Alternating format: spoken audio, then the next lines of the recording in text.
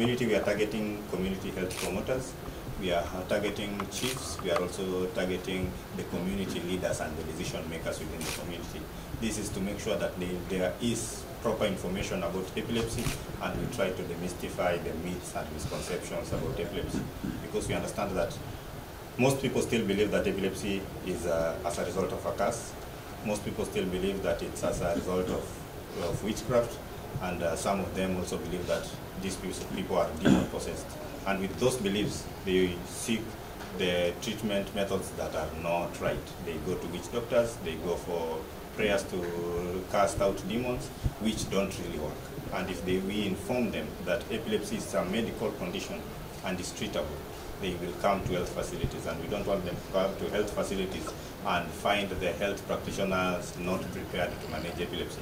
That is why we are making sure that we also train persons within primary healthcare promoters to make sure that epilepsy is treated within the primary healthcare level, because there is always this notion that epilepsy is an expensive disease and it can only be managed at a certain level of a facility.